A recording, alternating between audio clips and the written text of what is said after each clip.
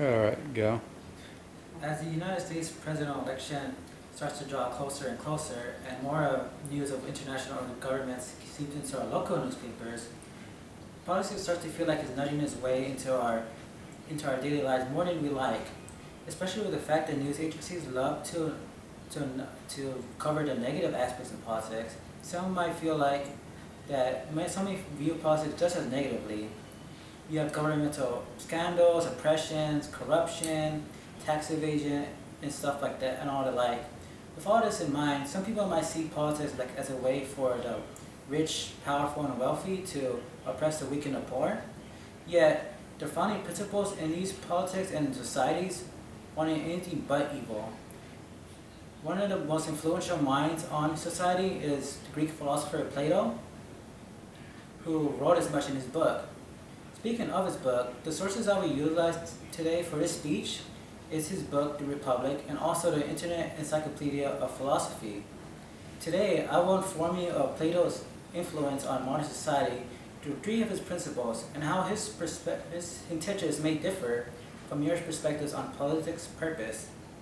First, his first principle is his argument for a mixed government, which compromises different interests of social groups for the benefit of the whole society, and through cooperation with these groups. One modern example of this can be seen in the United States three-branch government.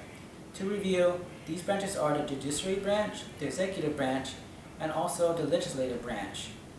Through the checks and balances system, these branches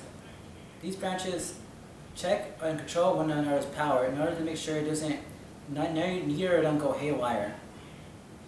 For instance, the executive branch can veto laws and also appoint judges into courts. The judiciary branch can review laws and executive orders on the basis of constitutionality. And finally, the legislative branch can override vetoes and also impeach officials of the other two branches. Another concept in democracy is the belief of popular sovereignty, which is the belief that the power should be in the hands of the people. An example of popular sovereignty today could be seen in a petition, which people can use to change or add new laws and policies, or to the fact that elected officials in the first place must appease to their citizens in order to get votes to be re-elected. As for Plato's second principle, it is his belief that justice and fairness should be the basis of a good political order. An example of this is actually in another form of government, which is communism. One of the original beliefs of communism was the fact that the power should be wrestled away from the rich, the wealthy, and the powerful, and be distributed equally and fairly to the working class. Therefore, they wanted to battle against oppression. In a similar vein here in the United States, you could see it maybe in the labor unions, who are made up of workers who fight for workers' rights against what they believe to be corrupt and powerful businessmen and corporations. As for Plato's third principle, it is what he believes necessary in a society, two key values, wisdom and freedom.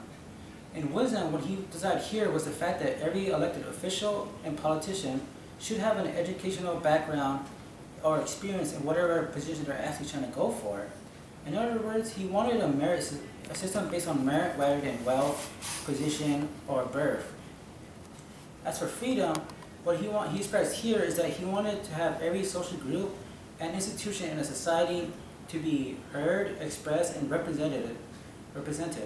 Of course, social groups include like the rich, the wealthy, immigrants, native-born citizens, the poor, and so forth. As for institutions, this may refer to how businesses help run the society through economy. A town hall may exist for the citizens to aggregate and discuss politics. How the library may hold and record information for people to use to gain knowledge, and the church, which holds the spirituality and religions of a society. Today, I have spoken on Plato's significance on modern society, using his highly ethical beliefs and justice-oriented beliefs, which he wanted to use for the benefit of the greater good.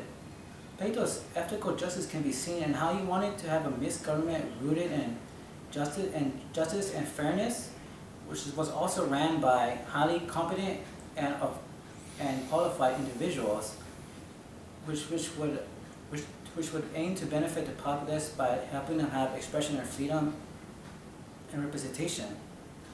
I want to leave you off with a quote by United States President Abraham Lincoln, which he said as, here we highly revere a government of the people, by the people, and for the people, will not perish from the earth.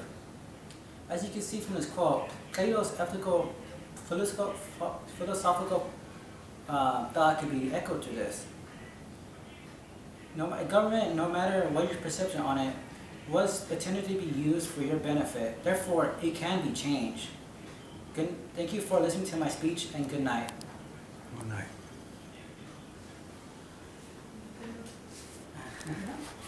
That is.